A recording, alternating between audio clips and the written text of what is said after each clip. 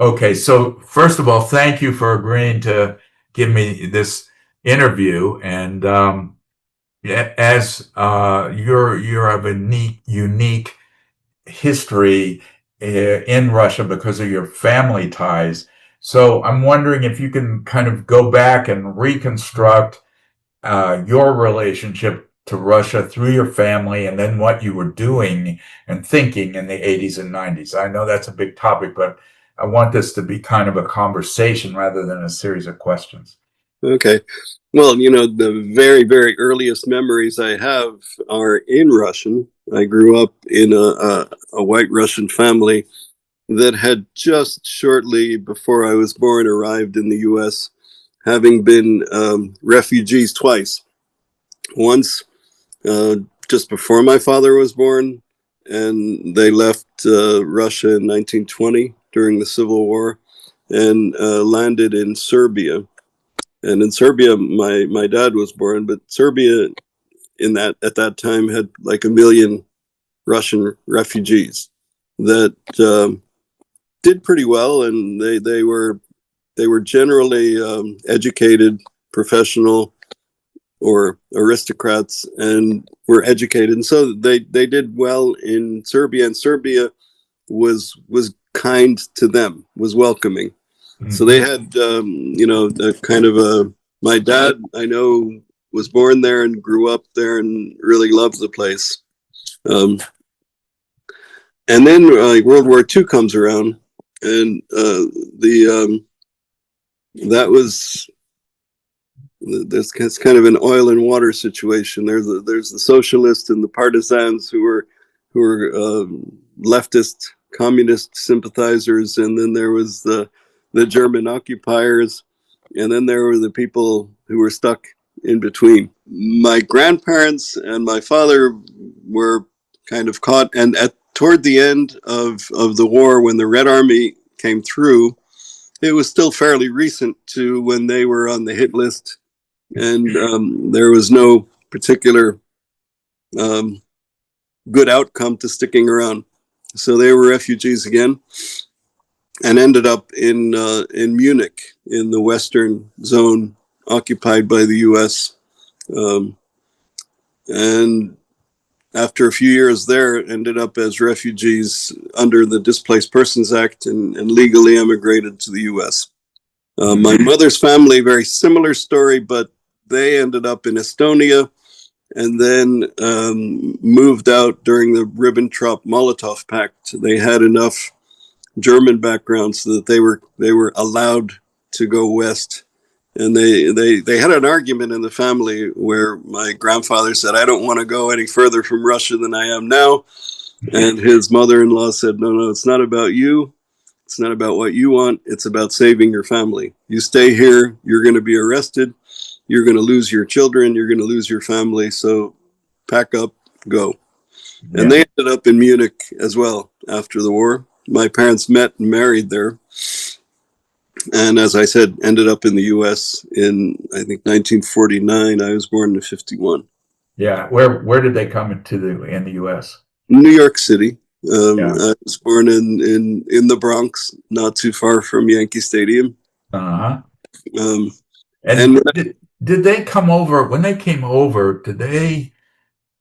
I don't know how to ask this right, but what was their occupation? What were they doing? Were they, did they have sort of some family money that remained from the past, or they in business? What were they doing?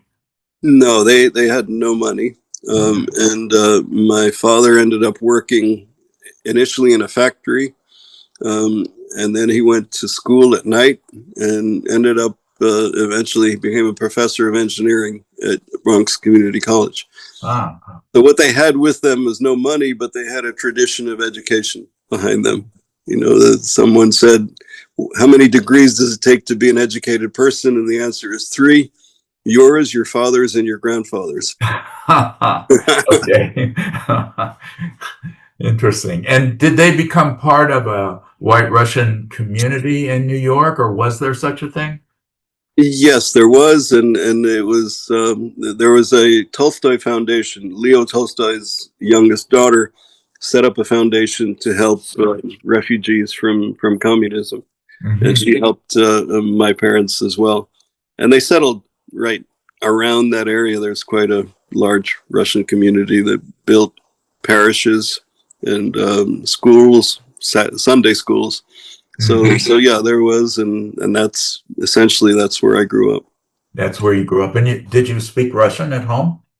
I did, Yeah. and spoke Russian at home, and my parents sent me to Russian school on Saturdays when all the other kids were playing. I was not fond of that, but I'm glad they did eventually.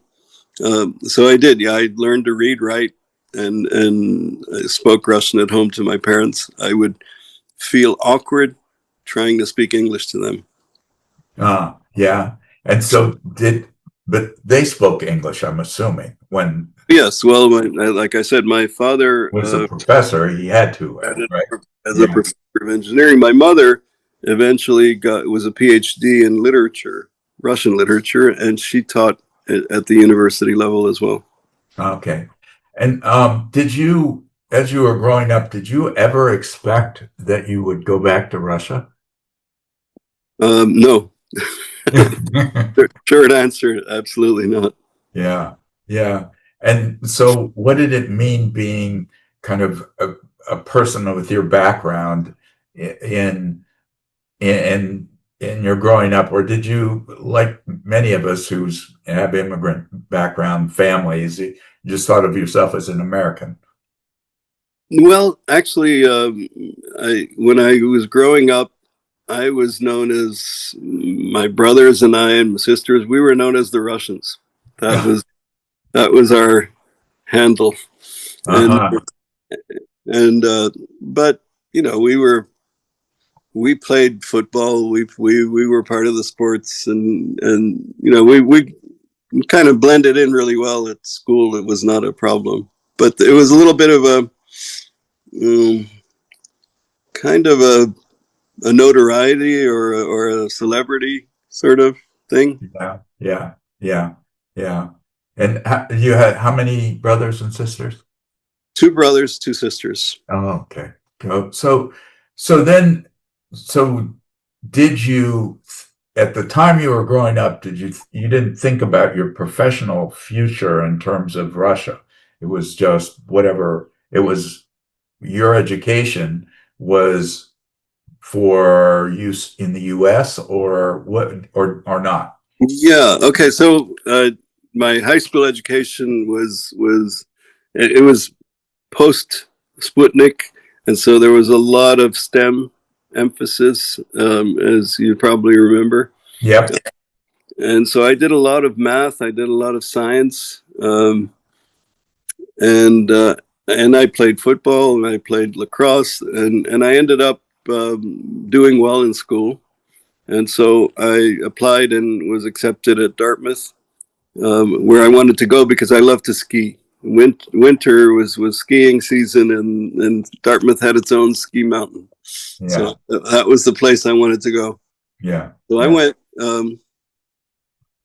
But at Dartmouth, I also started off with a lot of math. In my freshman year, I think I did about half of a math major.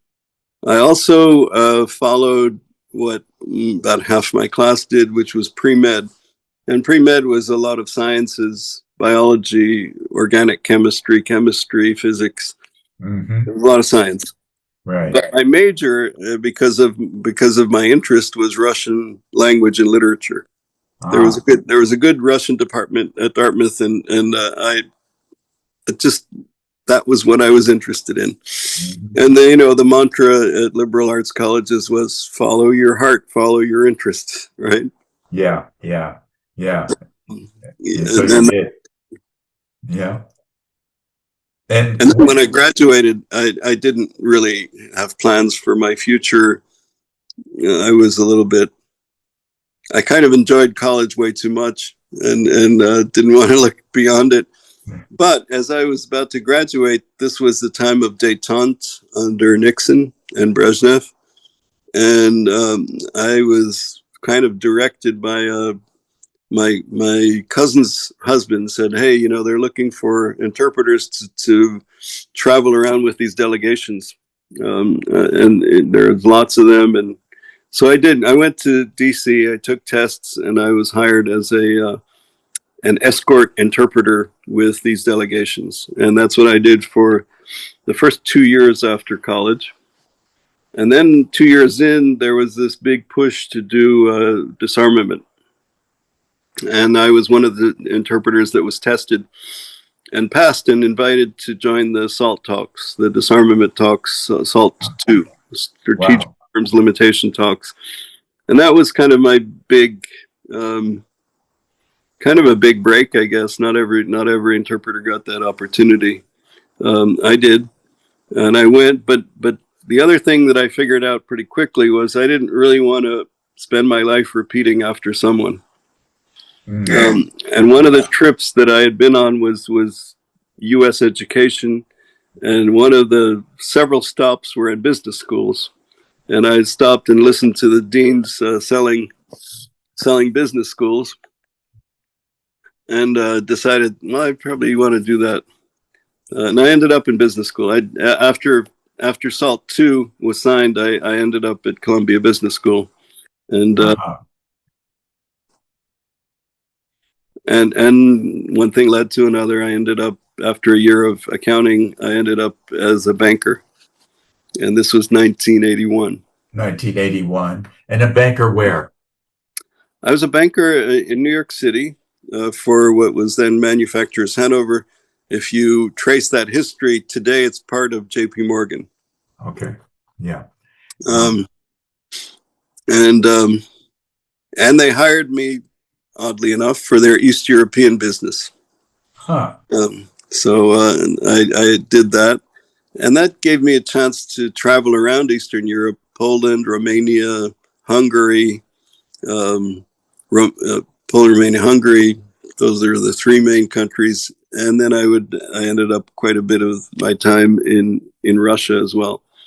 In the 80s, in the early 80s. In the 80s. It was the Soviet Union. Right, right. And what kind of banking relations did the bank have in that period of time? I guess the very quick quip would be better than today. Very good. Very good. So they had correspondent relations with Soviet external banks? Yes, there was the Vneshtorg Bank that did all the foreign trade. Then there was a development bank, and there was the central bank. Those were the three stops. That was it. Right. And so you were the bank's representative for those relationships? Yes. Okay. And how did the Soviet officials, obviously they knew who you were and your background, did that matter to them one way or another? Well, it was a matter of curiosity. They would make a point of it. Sometimes they'd ask me if I'm related to this particular person from Russian history, and that particular person was my great grandfather. So I would say yes, and we would have a bit of a conversation around that. But it was more curiosity, I would say. Yeah. And I would say I mean, some still had that, the reds and whites thing, but a lot of them were mostly curious, and it was more of a positive curiosity. Did it must have helped that you had familiarity with the language and the culture that allowed them to feel more comfortable with you, or am I imagining that? No, that's fair. I could speak to them in their language, and it made a difference, I think, of course.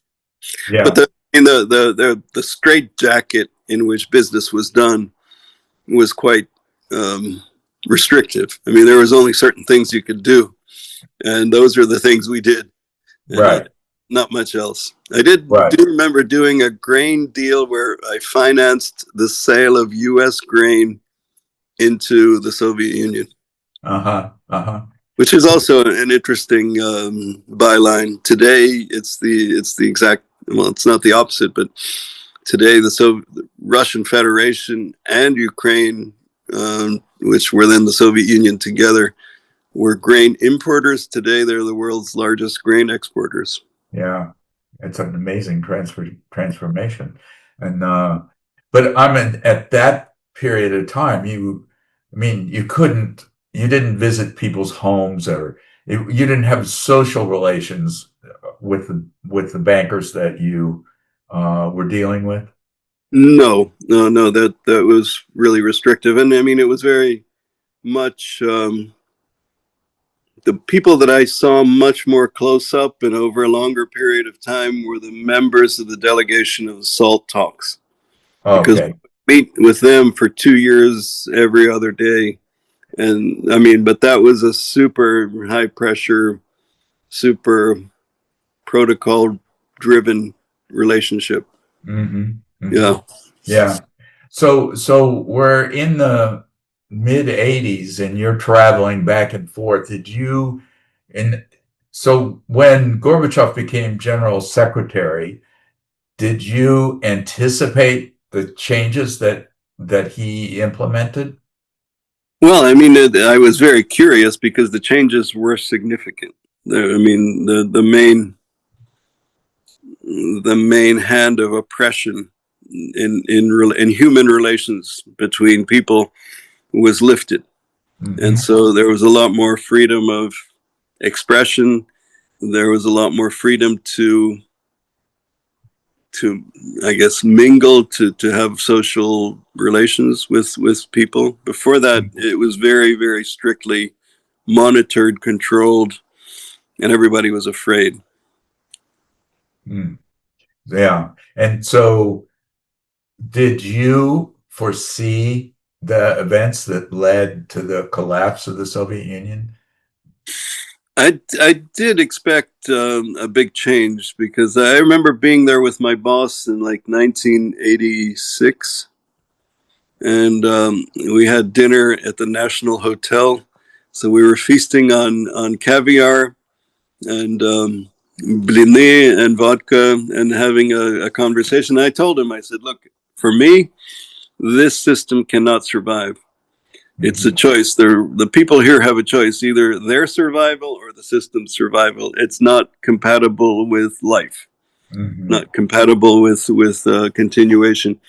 So in a sense, I did expect it to crumble, which it did. Um, but it was not a common strain of thought. I remember the boss came back to me later and said, hey, you were the only one who ever said that Yeah. that would happen. Right. Right. So I did expect some change. I didn't expect it to be quite as dramatic. For me, the big moment, the big inflection point was the wall, the Berlin Wall, and the Mm-hmm. unification of Germany. Uh-huh. That was a big deal. And the breakup of the Soviet Union in '91. I actually remember my profession at that point was emerging markets debt.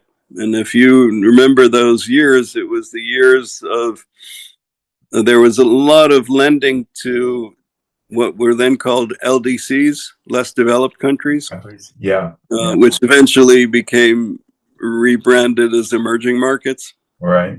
Right. and which today are known as the BRICS. Right. Right. Right. But back then it was, they were all failing. And if you remember, Paul Volcker attacked inflation by raising interest rates to 20%. And every single country in Latin America, the Philippines, Eastern Europe, they all went down because they couldn't pay the dollar debt. And that going down was a big deal for banks because they were holding all this debt. Right. All of a sudden, it was worth a lot less than par, which was what it was supposed to be worth. Mm-hmm. And so there was a whole big effort to restructure it. And then there was this emergence of a market trading in the discounted debt. And that was my profession. I went into trading of the discounted debt. And I remember seeing the Soviet Union held up longer than the others. They all went down in like 1985, 86, 87. Soviet Union was paying its debt, but I remember sitting there thinking, I've seen this movie before. This is going to go down, and there's going to be another debt default. And that default was also a trigger to the collapse of the whole Soviet Union. And I remember in 91 going to the Kremlin with one of the bankers that I'd met over the years of calling on the three banks. Yeah. And having a meeting with an advisor to Gorbachev, suggesting ways that they could begin working down their debt. I'd seen that happen in other countries. I knew what could be done. I knew what opportunities there were and what other countries had done. And I was suggesting a certain kind of, not a transaction, but a certain approach to it. And that happened, I think it was like November of 91. It was like literally a month before Gorbachev was kicked out. Wow. Yeah. So this was after the coup against Gorbachev, but before Yeltsin or before Gorbachev resigned. This was before the coup against Gorbachev. Okay, so it would be before August. Yeah. Yeah. And I went in there with a colleague that worked with me, and his brother is Boris. His name is Nick Jordan. Nick is Boris's older brother. Okay. I worked together for many years. I see. So then it all happened, and so the Soviet Union is dissolved, and Yeltsin is president. Where were you in that process? What were you doing around that time? Well, I was in charge of emerging markets debt trading globally, and Russia was kind of a pet project for me because that's where my background was, and as I said, I was expecting to see this movie play out, and here I was watching that movie play out, and the debt went from being worth 100 cents on the dollar to being worth 20 cents on the dollar. Yeah. And at some point you decide where is the bottom? Where do you start speculating? Where do you start doing transactions? And I was doing that along with Nick. Nick was a specialist on Russia. I had broader responsibility for the world. But I would travel to Russia maybe twice a year, and he would travel once a month. Okay. And we were looking at what to do, and we did some very interesting transactions where the sovereign debt was worth maybe 20 cents on the dollar, and then there was a shipping company that was doing business globally, and we found a way for them to repay their debts to VTB by buying VTB's debt at a discount and canceling it at par. So they made a big gain. Wow. Which one of the shipping companies was that? It was called Sovcomflot.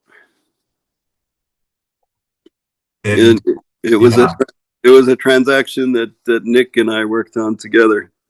Okay. And yeah, go ahead.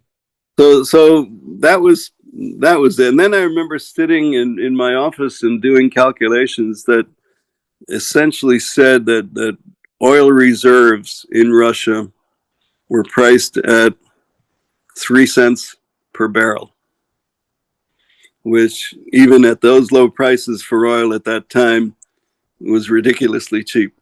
Yeah. And then they came up with their privatization program, which was what they were going to do is take 20% of all the companies in Russia that had been part of ministries, and they were going to turn them into joint stock companies. 20% of their stock would just be handed out to every man, woman, and child in Russia in the form of vouchers. These vouchers could then be exchanged for a total value of 20% of all of the stock to be issued in actually a pretty good deal, but a lot of people didn't realize what they had, didn't know the first thing about companies, stocks, whether stocks would ever be worth anything in Russia, whether they wouldn't. And, so there was all sorts of people buying up vouchers for cases of vodka, that kind of story. Right.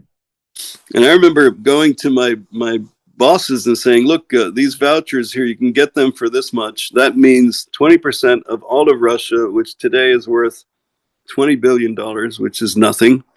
Mm-hmm. Got to be worth more eventually. And you can buy 20% of it for like $200 billion. So it's crazy not to do it just as a speculative matter. And we got as far as sending a delegation to Russia to examine these vouchers. And then the decision was we couldn't trust the settlement process. So we couldn't do it because it was paper and you didn't know if the paper was real. And what's the system for checking these vouchers for whether they're real vouchers or printed vouchers? So ultimately we didn't do it. A lot of people did and ended up making fortunes. Right. But we missed that boat, and maybe just as well. But we did do well and made money trading the Russian debt. Well, eventually, as things happen in banks, there were reorganizations, and the Fed came in and said, you can't do this and this together. You have to separate it out. In the process, I was basically replaced in my job and offered a chance to go to London as an investment banker covering Eastern Europe.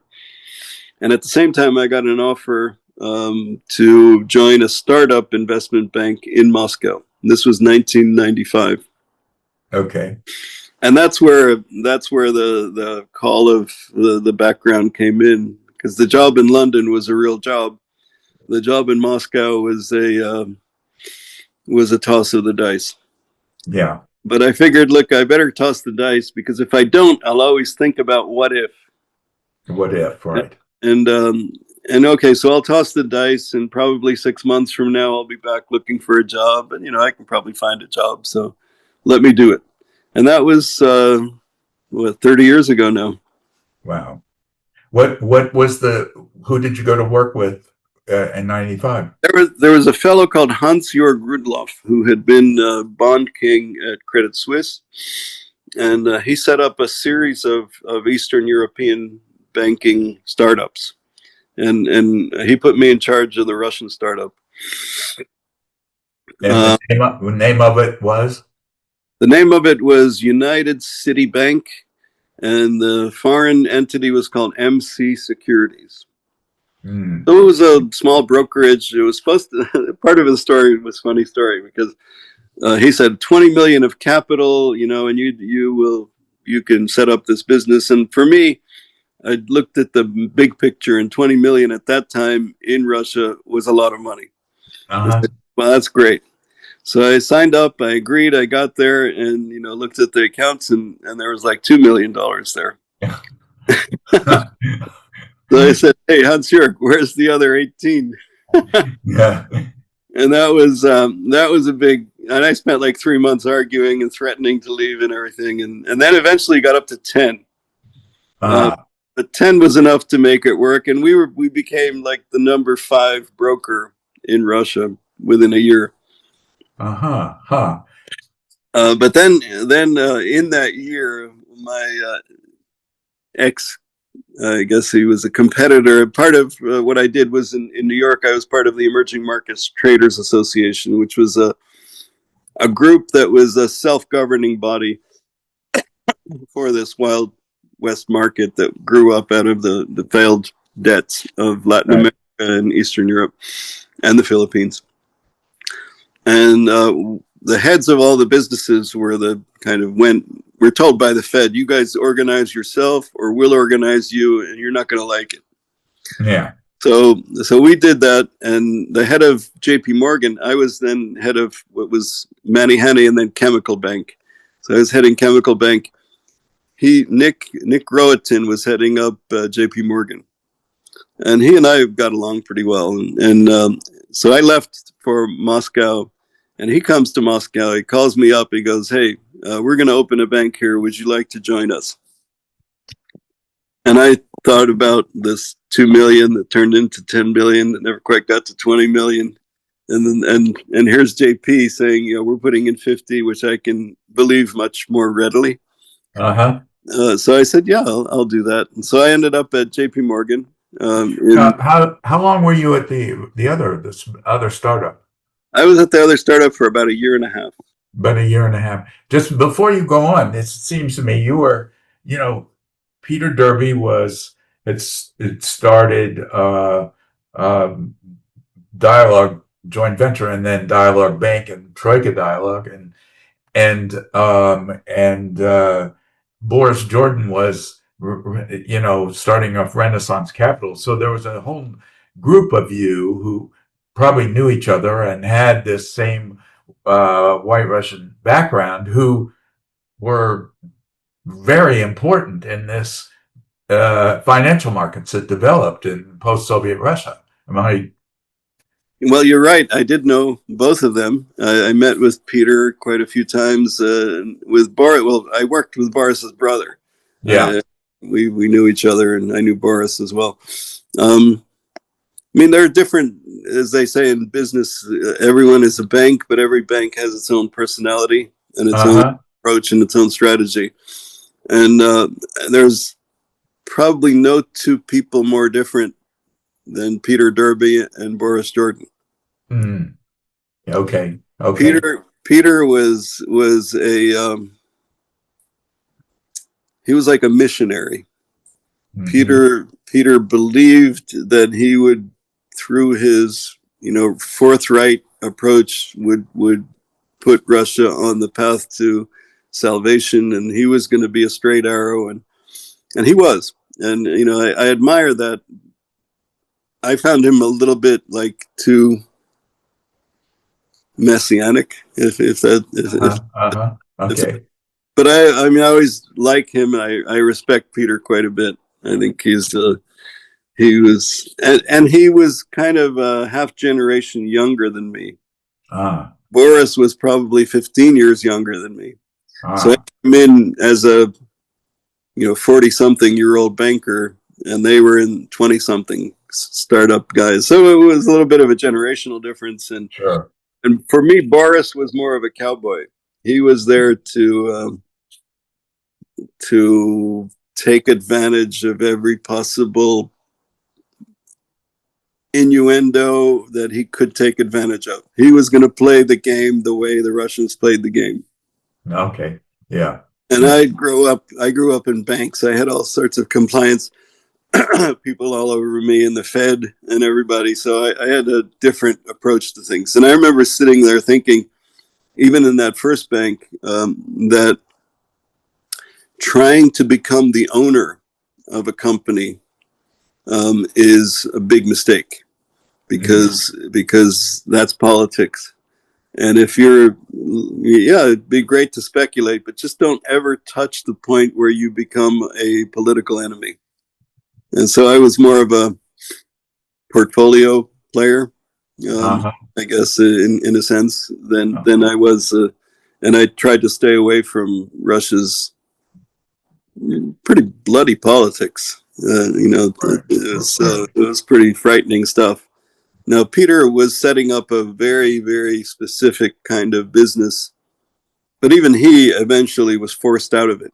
He was forced to sell. His forced sale turned out to be like the biggest break in his life, I think.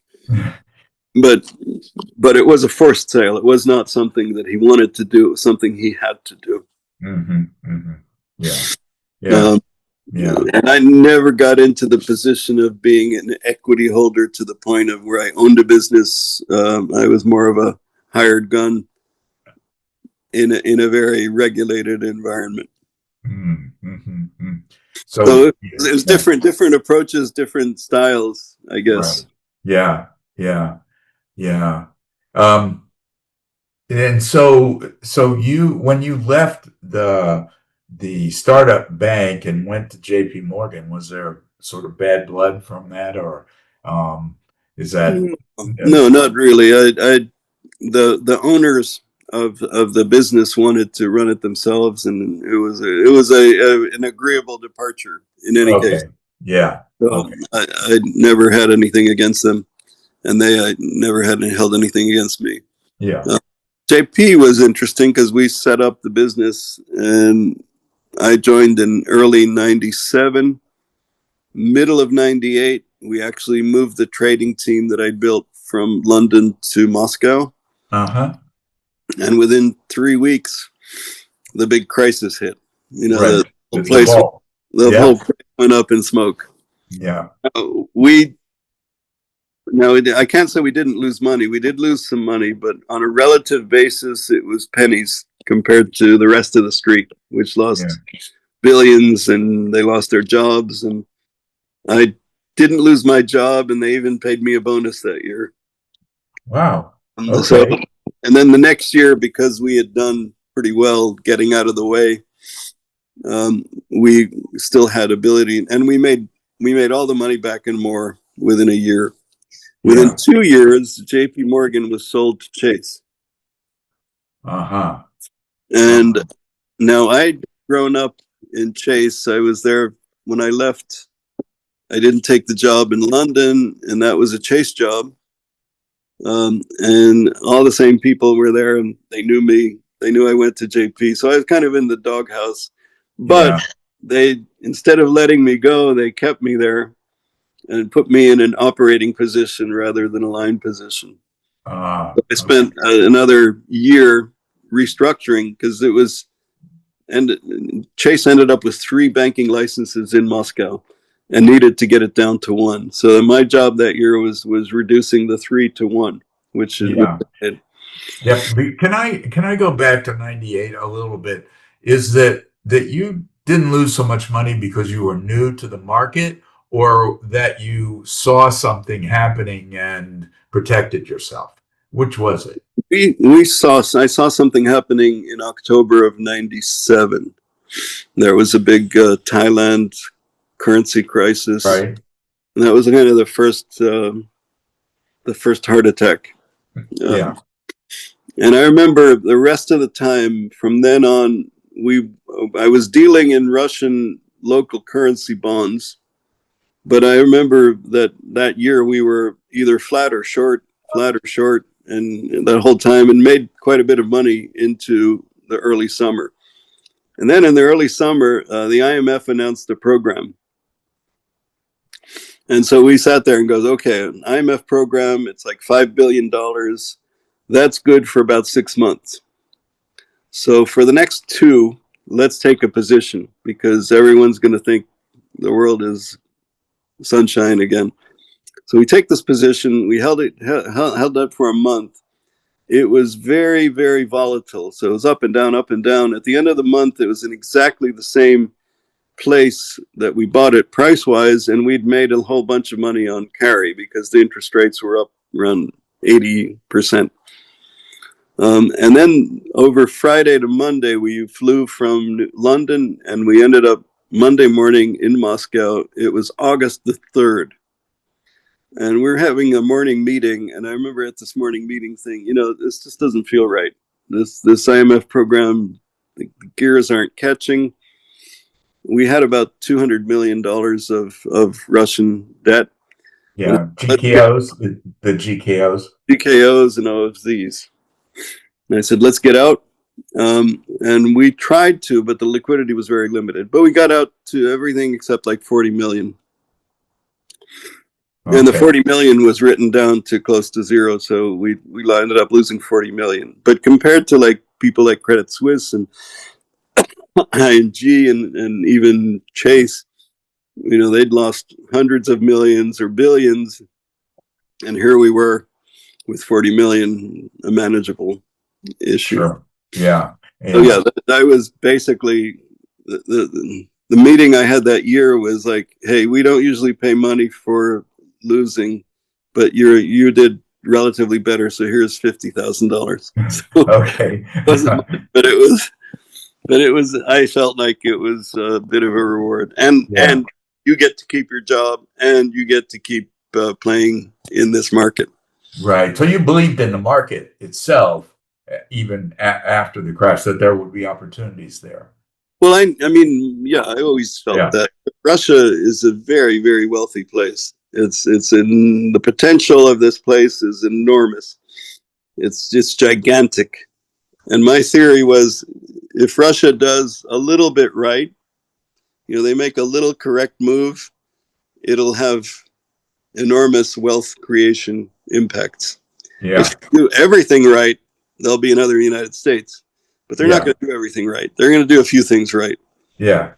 And even a few things right is enough to generate value. And that was my approach to Russia since I've been here. Yeah. Yeah. Okay. And at that point, you were specializing only in government debt, or were you also speculating in shares of companies? Well, in my days at the broker, it was shares. Yeah. So I had experience trading in the local shares, but in the at J.P. Morgan, it was the debt. It was the debt. It Yeah. was two kinds of debt. It was the debt in dollars and the debt in local currency, both of them. Okay. Okay. Okay.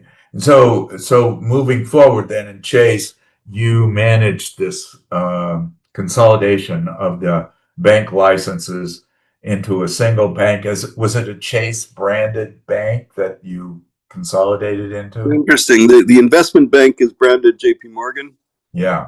Commercial bank is branded Chase. So we ended up with the J.P. Morgan name because we were doing more investment banking. I see. Okay. Okay. And so you weren't involved with the active, sort of lending at that point. And I was kind of, in not the doghouse, but there was just no real plan for Russia at J.P. Morgan. They had no ambition here. Uh-huh. They were basically keeping an option open, minimum activity, minimum involvement, and then I got an offer to join Deutsche, moved over to Deutsche Bank. Okay. Okay. Which had a lot more interest in what was going on in Russia. Sure. What year was that you moved to Deutsche Bank? That was 2001. I remember actually making the decision. It was shortly after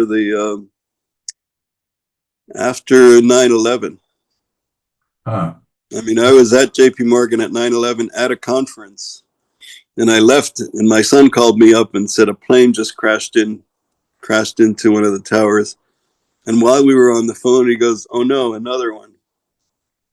Wow. Wow. Where were you where physically were you? In Moscow, In Moscow. Yeah. at a hotel where there was an investment conference. Okay. Okay. Okay. Yeah, I was in St. Petersburg and Whoa. and watched it on TV in a bar at the hotel. Oof. Astounding day it was. It's astounding. Yeah. Yeah. One of those days where you know exactly where you were. Yeah, absolutely. Absolutely. Absolutely.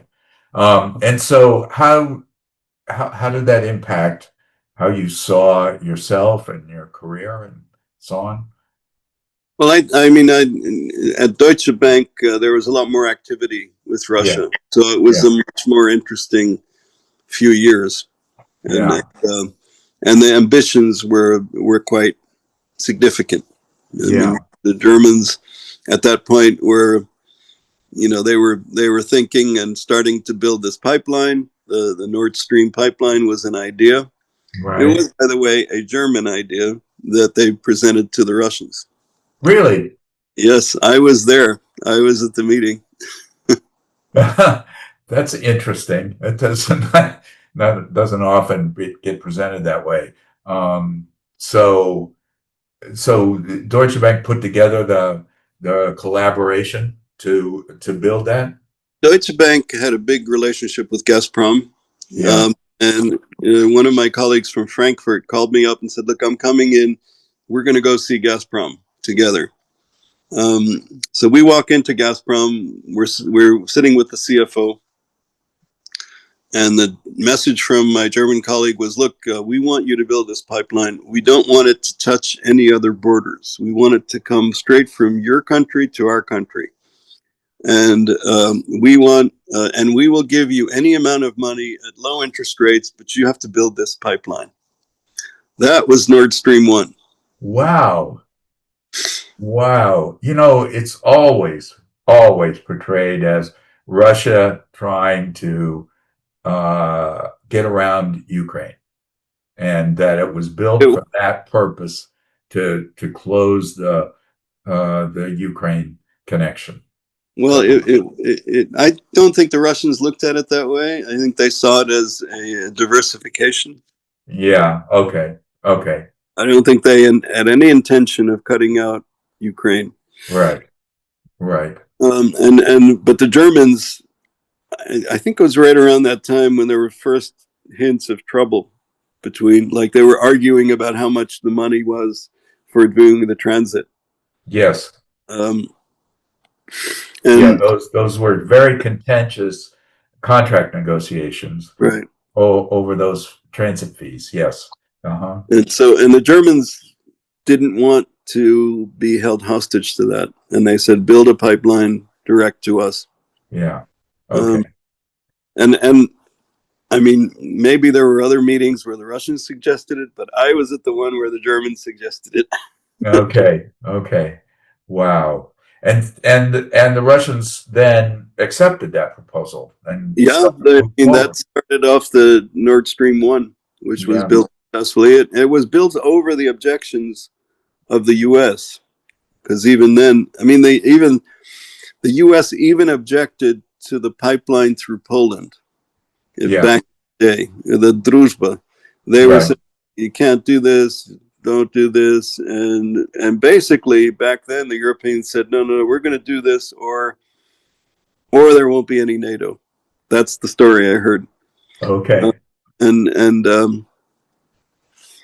So for me, that whole story with the pipeline being blown up, and for me, the reaction of Chancellor Scholz to the explosion of the pipeline, because it was most likely it was the U.S. who blew it up. Yeah. And for me, it was they blew up a German critical infrastructure. And certainly the ownership was 50-50, even if the idea initially was German, which was not generally acknowledged. Right. But for me, the reaction of Scholz reminded me of, you're old enough to remember Hogan's Heroes, right? Right. It reminded me of Sergeant Scholz. And I remember thinking, so this guy, Chancellor Scholz, in my mind, is now Sergeant Scholz. And when they ask him, do you know who blew up the pipeline?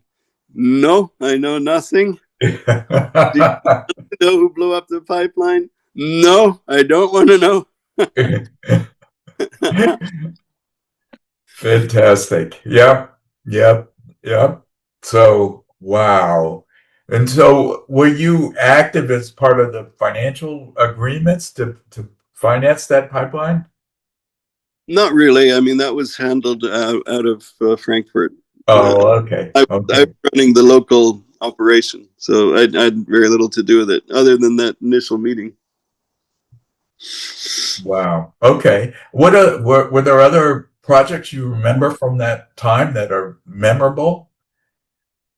I'd have to go back to my JP Morgan days in the 98 crisis and the restructuring of Russia's debt, because when that happened, I got a phone call from a fellow called Charlie Ryan. You might know, and if you don't, you should know who he is. Yeah.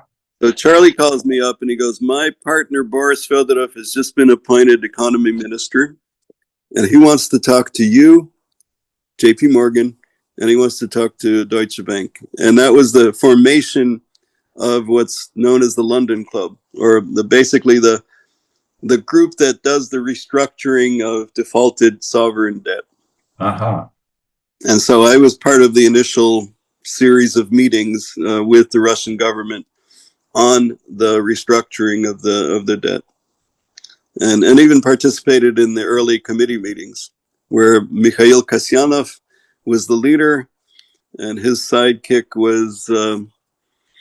was his question. They were they're Kasyanov's kind of off the stage now. He was prime minister for a short time under Putin, and then he was basically moved aside. But Kostin is still the head of VTB. Ah, okay, okay.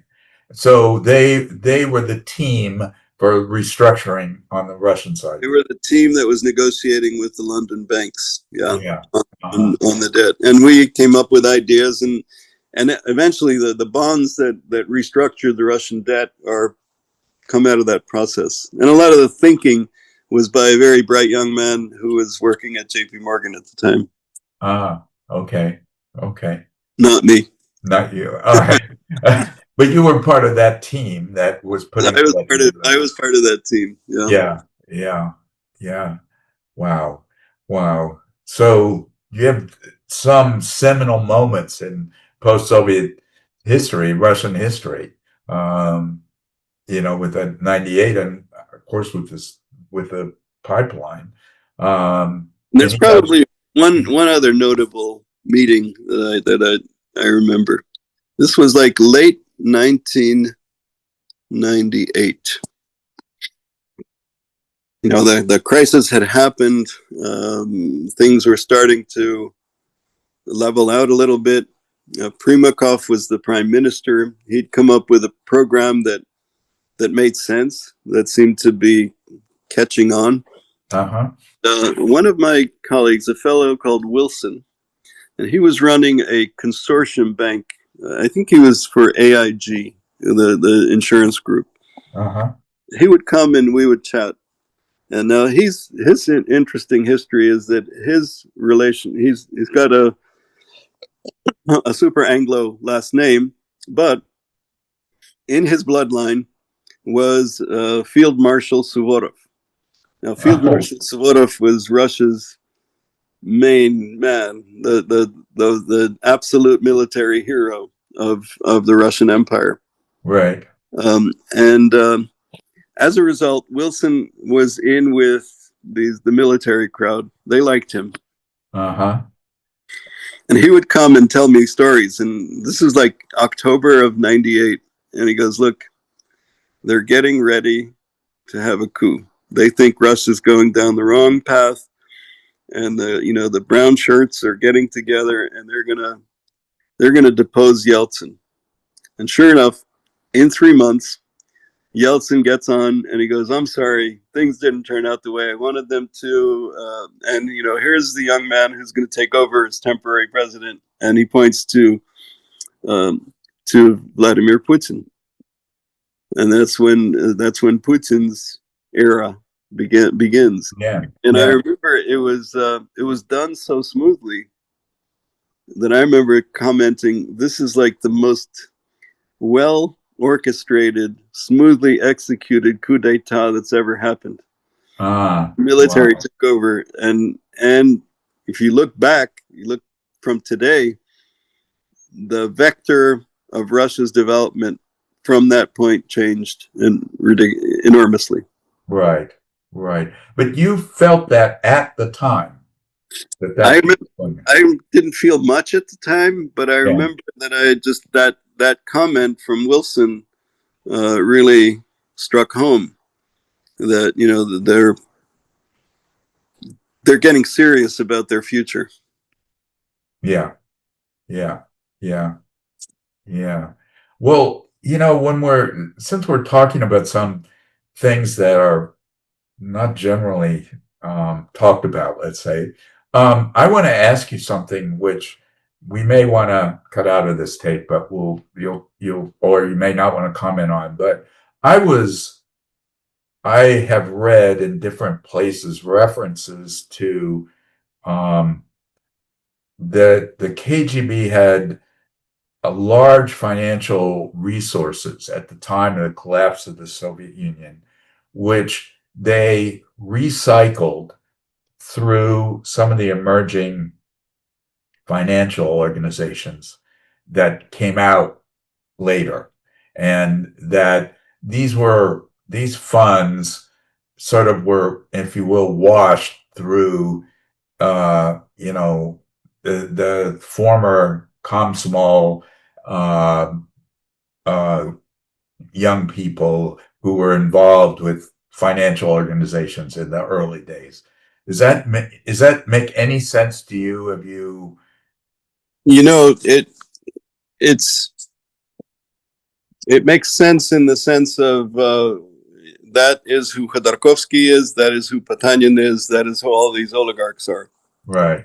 But then they, in turn, were basically curbed by Putin. Right. And when Putin came in, he replaced them one by one, or he basically did a deal with them. Either you stay out of politics and you can keep your money, or Right. you get involved in politics. You know, here's an example. Khodorkovsky is your example, Right. and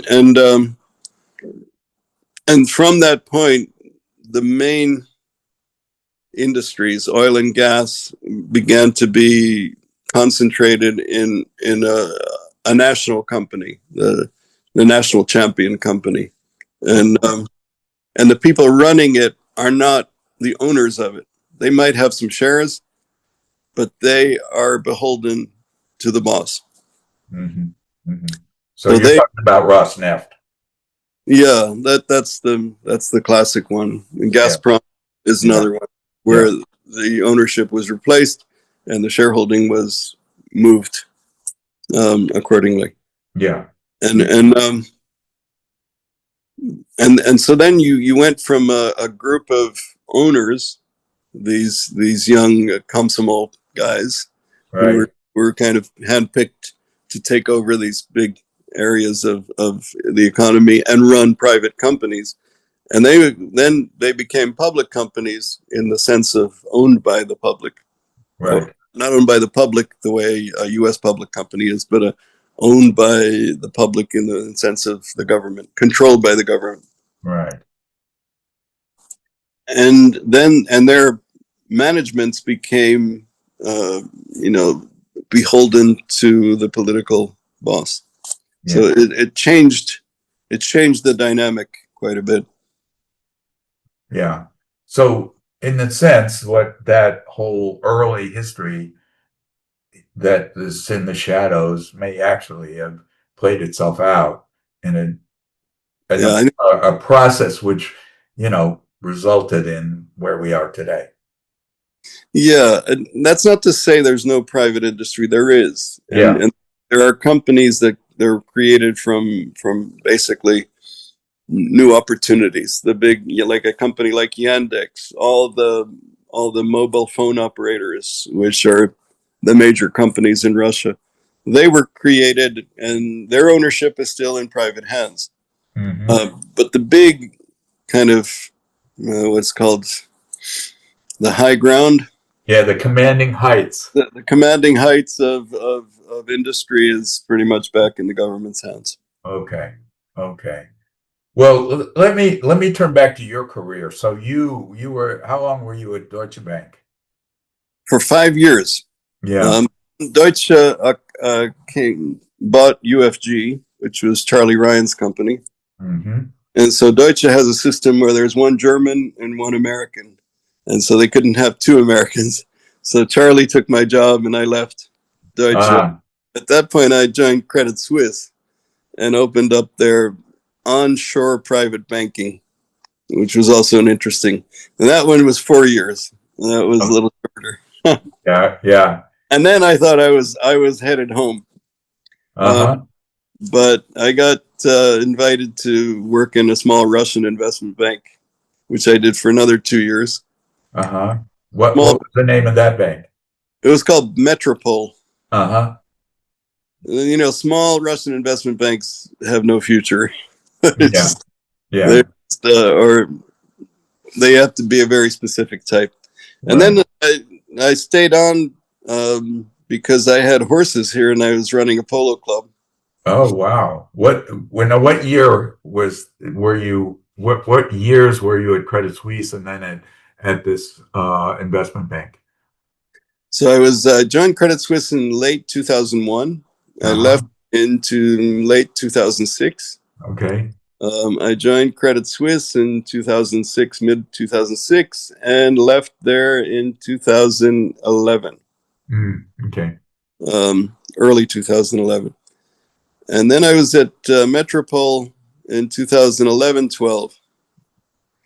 And then in 2013, I was trying to figure out whether to sell the horses or sell the club or keep it going for a while.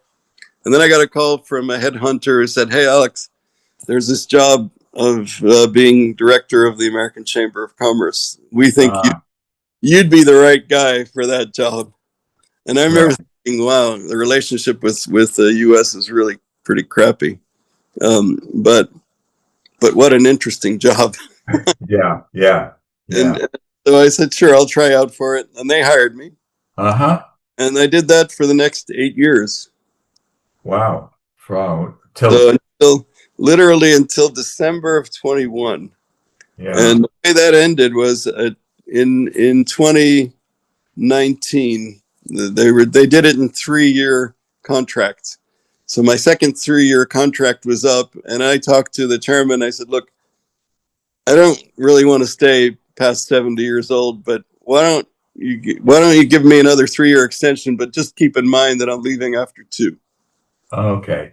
Okay. So that's what they did, and then I helped in the search for my successor, who's Uh-huh. a good friend. His name is Bob Agee. Someone Uh-huh. I recommend you talk to. He's Right. he's been for here forever. He grew up in California. He's from a white Russian family as well. Oh, okay. I didn't realize that. Yes. Okay. And that happened in December of 21, and literally February of 22. You know, the proverbial shit hit the fan. Yeah. Yeah. Yeah. You missed that. Well, I didn't miss it because I'm still here. Right. I love my polo club, and part of my kind of stint was I was a director of a Russian bank as an independent director Uh-huh. for what turned out to be 13 years. I had to leave it last year when that bank was put on the sanctions list. I see. I see. Okay. Okay. And so just tell me a little bit about the Polo Club. When did that start and how and who's involved with is that with Russians or were it expats or who? Well, like many things in Russia, it started with expats, and Yeah. now it's all Russians. Uh-huh. And it started in 2003, and it wasn't started by me. It was started by a fellow called Victor Huaco. Victor was a Peruvian who was educated in the U.S., became a banker at Citibank. And in 1993, he left Citi and went to Russia to work in the fledgling banking sector. And back in 2003, it must have been, yeah, very early 2003, calls me up and he goes, "Hey, Alex, I'm opening a polo club. We're looking for sponsors. Would Deutsche Bank consider sponsoring?" And so I looked into it, and Deutsche Bank, turns out, sponsors horse sports, including polo. And so we were one of the sponsors for an opening event. And Vic Uh-huh. about 25 horses, some Argentine trainers, and opened the club. And I signed up with two of my sons, the two younger sons, and my youngest daughter, who were the three kids who were still living at home at that time.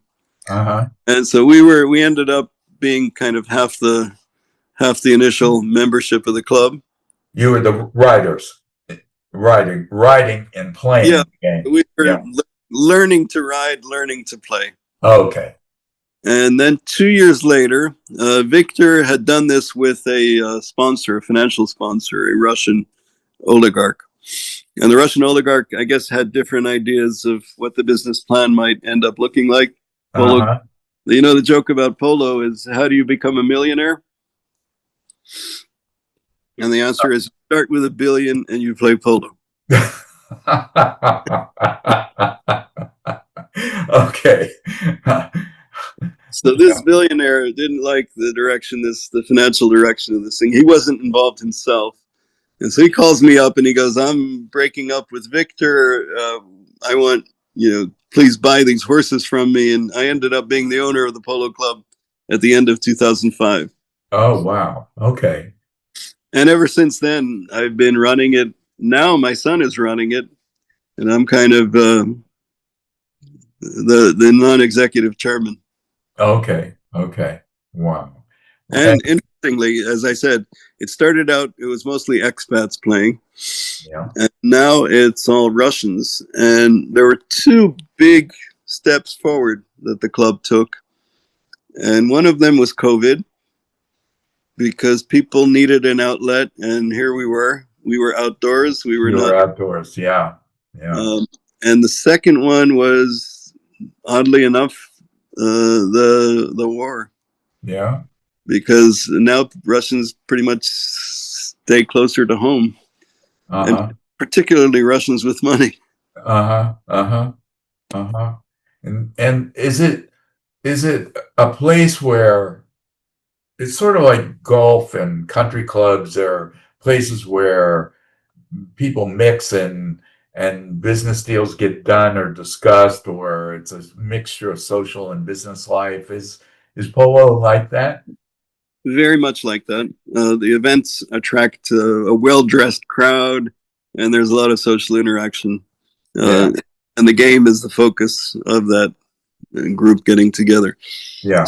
And our location, you can actually, if you Google it, you'll find a lot of pictures. It's Moscow Polo Club, no spaces, .com, and you'll see a site. You'll see a lot of photos. Okay. Okay. And usually they post photos of recent events. Right. So back in the earlier days, were you also involved with the Moscow Country Club? I was a member for a short time, but I've never been a big golfer. So I Yeah. kind of bought a membership and sold it back 2 years later. Ah, okay. Okay. But you're a rider, but not a golfer. Not a golfer. Not a Yeah. golfer. Okay. Okay. And it wasn't important for business reasons to be part of that, the country club? Well, I mean, that's why I joined in the first instance. And we would rent the place. We would have meetings there. I would go to golf events where I'd putt around, but I've never gotten really involved in playing golf. Yeah. Yeah. Uh, Yeah. so, Yeah. yeah, I mean, it is more and more so now. I mean, Russia's golf scene has developed and grown quite a bit. Uh-huh. Uh-huh. And I think the same two events that gave a push to polo also gave a push to golf in Russia. Okay. Yeah. Okay. And were you part of AmCham before you became the president? I was. I was Yeah. a member of AmCham as JP Morgan. I was a member of AmCham as Deutsche Bank. Okay. So when did you join roughly AmCham? It must have been like 1998. 1998. Okay. And It was formed in it had 94, I been think. formed one earlier, right? It was formed in 94, as I Yeah. remember. Yeah. Okay. Okay. So what was your impression of AmCham as a member and its importance to you or not importance? I remember being interested in participating in some of they would have these featured speaker events. I remember going to see Gorbachev at an AmCham event. I remember going to see Yavlinsky at an AmCham event. And I remember going to some of the Christmas parties, holiday party, end of the year. Yeah. Yeah. Yeah. Yeah. So it wasn't a major institutional connection for you socially. Not so much because, we were very tightly linked to the central bank, the regulators. the Association of Russian Banks. I would say I spent a lot more time there than at AmCham. Oh, I see. Okay. Okay. And so, for other expats who lived there, it was always a question of mine is how much they interacted with Russians, as opposed to interacting with that expat community. And I'm assuming that's not really a valid question for you because you were probably integrated into Russian society in a different way, a much.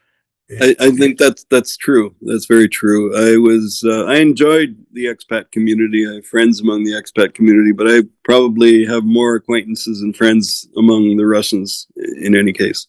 Yeah, yeah, yeah. And my colleagues in Deutsche Bank, my colleagues at J.P. Morgan, and all of the places I worked were 95% Russians. Okay, okay, okay. And so, um,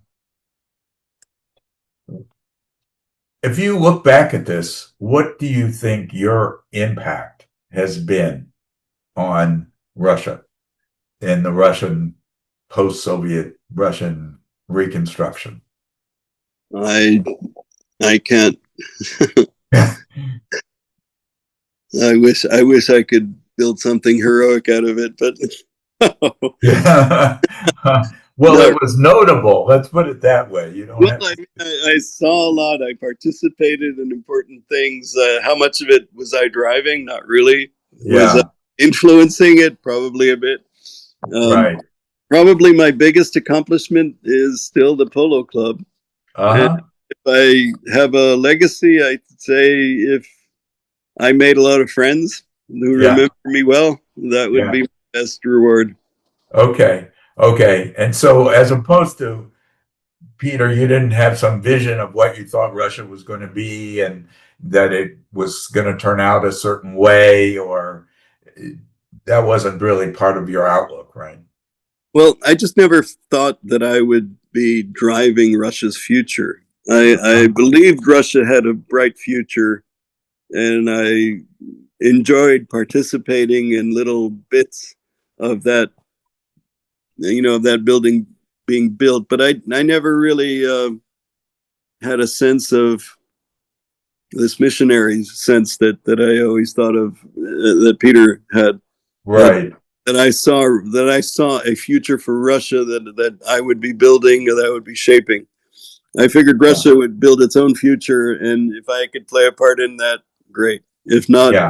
well, that's the way the cookie crumbles. Right. Okay. All right. So you didn't have some sense of, I don't know, not failure, but of remorse or in the way that Russia's economy has evolved away from all this kind of romanticism of the market in the early Yeltsin period.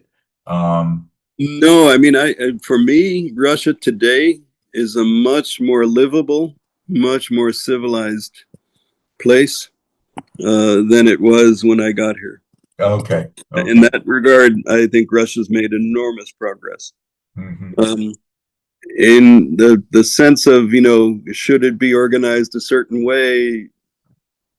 I mean, I guess I've got problems with the way Russia's organized. I think the biggest issues I would have is it's a similar issue I have with the U.S. That the secret services, both in Russia and in the U.S., consider themselves above the law, above Hmm. reproach, and um, beyond the reach of any supervision. Hmm. I'll tell you. I mean, I've seen that in Russia many, many times. It's not a good thing to see, and I've seen it in the U.S. recently as well. I still remember Comey at a hearing being asked a question by someone from Congress, someone who was his supervisor, saying, why didn't you tell us this? And the answer he gave was, it's too sensitive for you to know. Mm. And for me, that is like the ultimate breaking of Well, that's the ultimate exposure. It's like, okay, Uh-huh. I'm above the law. I'm more important than you are. You're my supervisor, but that's just on paper. Uh-huh. Uh-huh. And I think the U.S. is beginning to suffer that more and more. Yeah. And unfortunately, Russia suffers it maybe even more obviously. Yeah. Yeah. Well, let me return some of what you think makes it livable, because my assumption from is that a lot of the changes in Russian life that came about in the 90s in terms of movies, restaurants, entertainment, everyday life, a lot of those changes have persisted into the present, and that the impact of the 90s, while some people look at it as, oh, it was a reversal when Putin took over, and gradually through the 2000s, it seems to me that there's a lot from the 90s in terms of the way people live and their experience of life that was changed by that period in a positive way. Is Would you agree with that? Absolutely. I mean, there's no question that Western business, Western financial practices, Western financial institutions brought a lot of good to Russia that Russia picked up and carried Mm-hmm. and continues to pick up and carry. So, in that sense, absolutely. Yeah. There's other thing that I think is a major step forward, which is very underappreciated. When I started at AmCham, this was 2013, there was an enormous problem of small business not having an adequate share of the GDP, the economy. Mm-hmm. And it was because there was a suppressive tax system that, you had to, if you were a small business, you had to have a staff like Sberbank to just fill in reports, which is impossible. So they couldn't do it. So you had this kind of clinch where a small business couldn't really operate openly because it had to fulfill requirements that it was completely incapable of fulfilling. And in that time, they made a major change, positive change that allowed small business to flourish.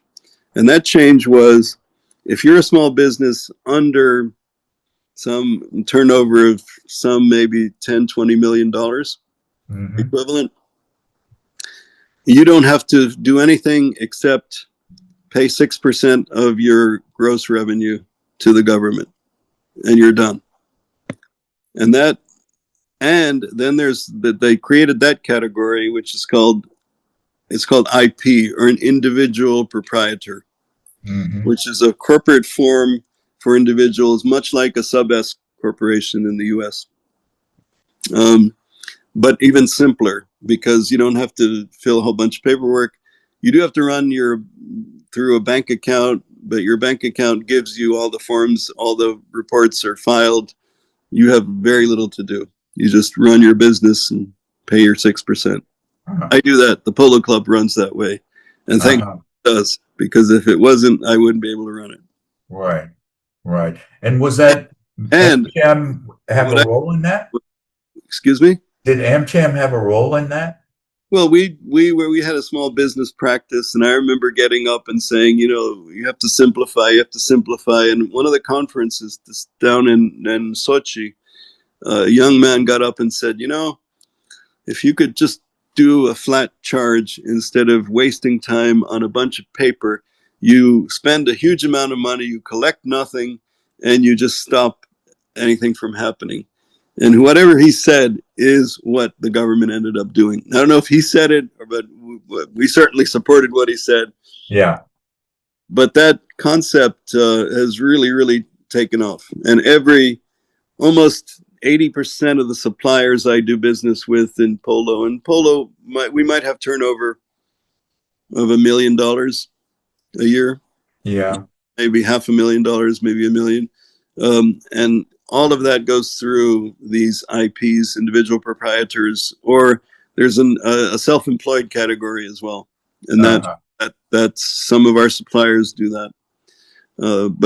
But that's been an enormous positive change I hardly think I've ever seen it reported. Yeah. Yeah. No, it is surprising. Yeah. Yeah. But there are other sort of reflections on your period as president of the AmCham that you want to share? Yeah, sure. I mean, when I got there, I told you my thought was, oh, this is going to be tough because the relationship's so bad. When Right. I got there, I was surprised by how constructive the relationship of business, U.S. business, and the Russian government was. It was very practical. It was very constructive. It was quite positive. There was not a, it didn't carry the weight of geopolitics. It tried to avoid geopolitics, and avoiding geopolitics and just doing business. Businesses in Russia always did well. I Mm. remember even in the bank noticing that when you had a big banking conference, you would, back in my day, all the managing directors would get together all around the world, and China would get like huge amounts of time and press. They would talk forever and ever. India would get a whole bunch of time and press. Brazil would get a whole bunch of time and press. But when you looked at the numbers, we always made more money in Russia. But Mm. we were like, it was like being the mistress. You know, you just, yeah, Yeah. you got to make the money, but just let's not mention you. Yeah. Yeah. Yeah. And that to me that's geopolitics. That's what it's 100% geopolitics. And business is not, business views geopolitics as a one of the obstacles to doing business. Mm. Yes. And Yeah. US business in Russia, which had done very well, viewed geopolitics as its. I remember one of our directors at one of the major energy companies of the world saying, my biggest problem is the US government Mm. Because of geopolitics. because of geopolitics. Yeah. Yeah. So that's one thing that I sticks with me. That relationship was much more solid, much more constructive. And then we did have a. I mean, I remember when the sanctions came in, and this was literally just after I got there in 2014. The first sanctions package hit, and we had this conference once a year where the businesses would get together, and it was called a strategic retreat. We'd spend a Saturday morning, afternoon going over our plans for the year. Really intense kind of a meeting. And it was traditional that the U.S. government would send representatives. The commercial officer would generally be there. And before the meeting in 2014, we one of my directors had a meeting with me, and they go, Alex, we have our board meetings, and there's always a government representative there, and we're talking about our problems, our stuff, and he's sitting there taking notes. And then he goes home and designs sanctions based on the notes he took at our meeting. So why don't we just not invite the U.S. government to our strategic session? So we didn't. And this was during the term of John Teft as ambassador. Okay. So we didn't invite them. They noticed, obviously. Obviously. Yeah. And kind of grumbled a little bit. And at that meeting, I remember saying, look, we didn't invite the government. I understand why we didn't invite them, but, they noticed. And just because we didn't invite them doesn't mean they go away. We're going to have to deal with them anyway. Yeah. Yeah. And so one of the other board members goes, well, when we have a problem in our company, we have a meeting and we talk about it. So, okay, good idea. Yeah. So the chairman of the board and I called John Teft, set up a meeting, and go to the U.S. Embassy, sit down with him, and we sit down. They give us cookies and coffee, and then he walks in and just starts to lambaste us. How dare you? You're going to ruin your reputation forever and ever. This is the end. you don't know what we do for you. And at that point, I interrupt. I go, you're right. We don't know what you do for us. That's exactly the point. Whoa. And so we had a big down and out meeting, but it helped clear the air. Yeah. And after that, we invited them again. And after that, they were a lot more, how to say, a lot more engaged with us in terms of what they were messaging back to Washington and what they were messaging back to us. So it helped open the relationship. Okay. So the relationship remained, let's say, working or good relationship between AmCham and the embassy representing the political goals of the U.S. Well, there was that, and then there was the election of Trump in 2016. Yeah. And literally, we had a board meeting right in December, early December, right after that happened. And one of his surrogates was in town, and I invited him to our board meeting where he described his experience during the campaign, which was fun to listen to. And then, he leaves the room, and at that point, the chairman of Exxon had already been nominated as Secretary of State, Tillerson. Right. And Tillerson's right-hand man in Moscow was a member of our board. So we asked the surrogate to leave. He leaves, and we go on with our meeting, and we turn to him and he go, okay, what should we expect?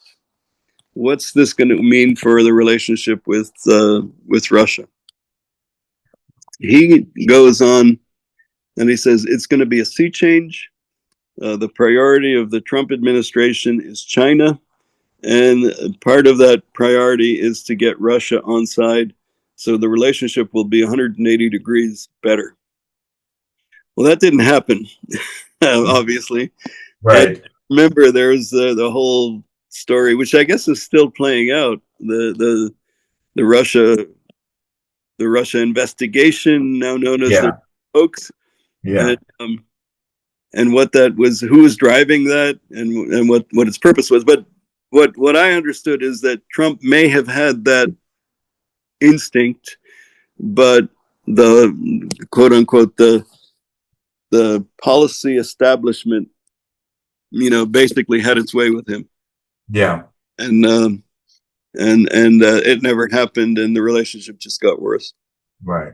And then Biden came in, and I was there pretty much for the most of the Biden years.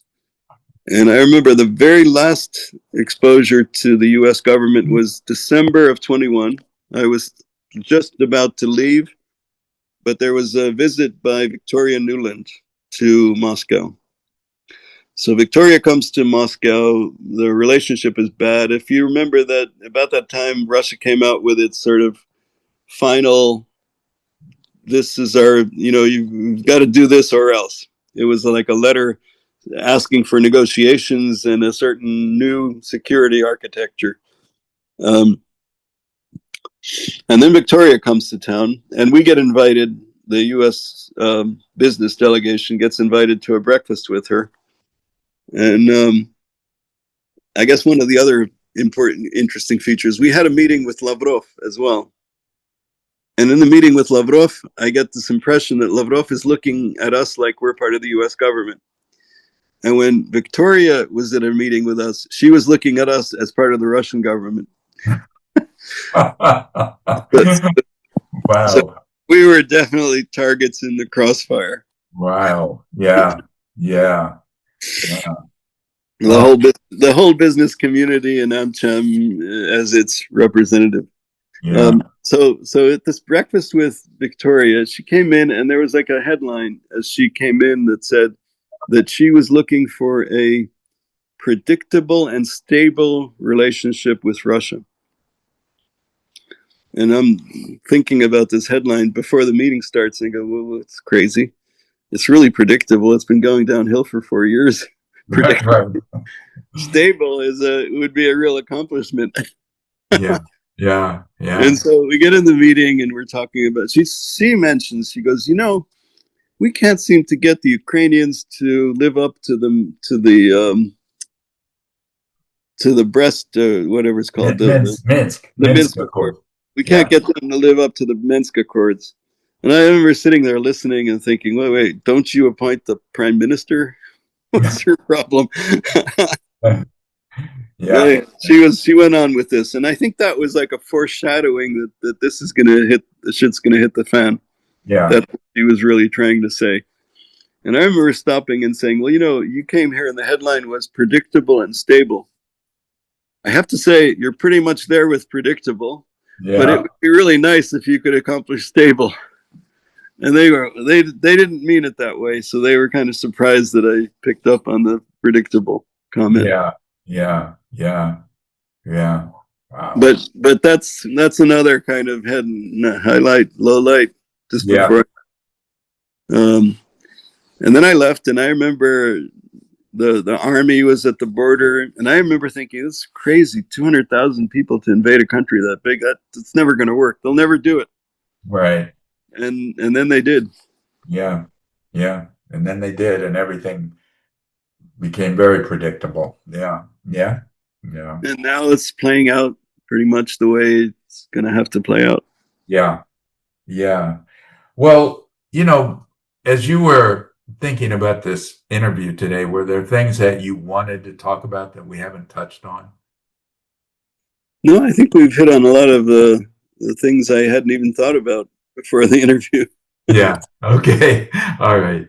Good. Good. Well, I have found this enormously interesting, and your experience is so rich and sort of an insight into things at a very high level. So I really appreciate, that you took the time and that you're, willing to speak with me for this interview.